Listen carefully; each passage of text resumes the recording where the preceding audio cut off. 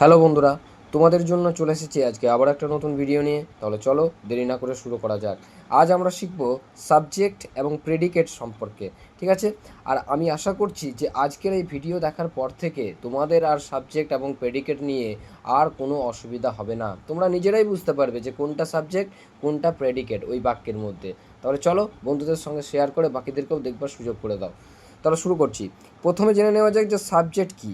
বাক্যে যে কাজ করে সে সাবজেক্ট হয়, আর না হলে বাক্যে আমরা যার নিয়ে কিছু বলবো সে সাবজেক্ট হয়। এই দুজনই কেবলমাত্র সেন্টেন্সের মধ্যে বা বাক্যের মধ্যে সাবজেক্ট হতে পারে, অর্থাৎ যে কোনো কিছু কাজ করে সে সাবজেক্ট হয়, আর না হলে বাক্যে যার সম্পর্কে কিছু বলা হয় সে সাবজেক্ট হয়। যেরকম দেখে নেওয়া যায়, এখানে একটা সেন্টেন্স দেওয়া আছে, রাম ইটস অ্যান আইসক্রিম, ঠিক আছে?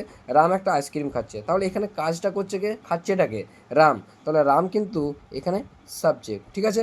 তারপরে দেখো, Kolkata is a big city, ঠিক আছে? এখানে কলকাতা একটা বড় শহর এখানে বলা হচ্ছে, তাহলে এখানে কিন্তু কলকাতা কিন্তু কাজ করছে না, এখানে কিন্তু কলকাতার নিয়ে বলা হচ্ছে যে কলকাতা হলো একটা বড় শহর, ঠিক আছে? তাহলে এখানে কার নিয়ে কথাটা বলছি আমি, কলকাতা নিয়ে, তাহলে কলকাতা এখানে সাবজেক্ট।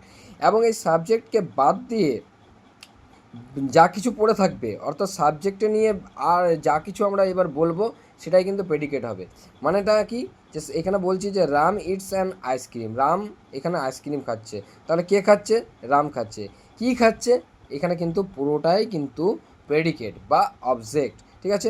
তারপরে দেখো, Kolkata is a big city, তাহলে কলকাতাকে বাদ দিয়ে অর্থাৎ সাবজেক্টকে বাদ দিয়ে এই পুরোটাই কিন্তু প্রেডিকেট, ঠিক আছে?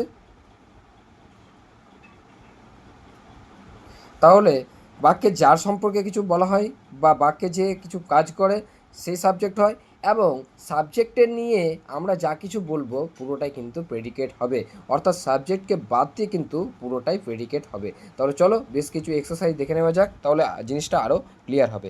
এখান থেকে বলা আছে দিল্লি ইজ আওয়ার ক্যাপিটাল, তাহলে এখানে কার নিয়ে বলা হচ্ছে, কে আমাদের মানে রাজধানী, দিল্লি, ঠিক আছে?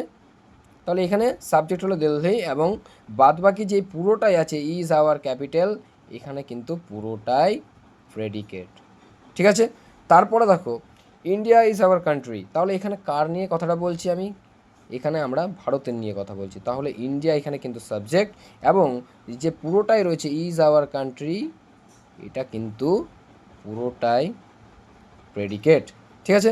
তারপর দেখো, আই হ্যাভ টু বলস, ঠিক আছে? তাহলে এখানে বাক্যের মধ্যে কর্তাকে আই, ঠিক আছে? এবং এই ভার্বের পর থেকে পুরোটাই কিন্তু প্রেডিকেট, তাহলে সাবজেক্ট হবে আই, আর হ্যাভ টু বলস এখানে কিন্তু প্রেডিকেট। তারপর দেখো, উই ওয়াচ মুভি, আমরা সিনেমা দেখছি, তাহলে দেখছে এটাকে আমরা, তাহলে উই এখানে সাবজেক্ট, এবং ওয়াচ আ মুভি এখানে কিন্তু প্রেডিকেট, ঠিক আছে? তারপরে দেখো, আনন্দ ইজ এ ক্রিকেটার, তাহলে এখানে কার নিয়ে কথাটা বলছি, আনন্দ নিয়ে, তাহলে আনন্দ এখানে কিন্তু সাবজেক্ট, এবং কিন্তু এই ইজ আ ক্রিকেটার কিন্তু পুরোটাই প্রেডিকেট, ঠিক আছে? তারপর দেখো, দ্য রোড ইজ লং, এখানে কার নিয়ে কথাটা বলছি, যে রাস্তাটি লম্বা, তাহলে এখানে এই রোডের সম্পর্কে কথা বলছি, তাহলে দ্য রোড সাবজেক্ট, এবং ইজ লং এখানে কিন্তু প্রেডিকেট। তাহলে বোঝা গেল সাবজেক্ট আর প্রেডিকেট কি। এই ভিডিওর মাধ্যমে এটা যদি বারবার দেখো তুমি, তোমার সাবজেক্ট এবং প্রেডিকেট সম্পূর্ণ ক্লিয়ার হয়ে যাবে, আর কিন্তু তোমরা কখনোই ভুলবে না। তাই বন্ধুদের সঙ্গে শেয়ার করে বাকিদেরকেও দেখবার সুযোগ করে দাও। আশা করছি দেখা হচ্ছে তোমাদের সঙ্গে আরও একটা নতুন ভিডিও নিয়ে। ততক্ষণে তোমরা ভালো থেকো, সুস্থ থেকো। ধন্যবাদ।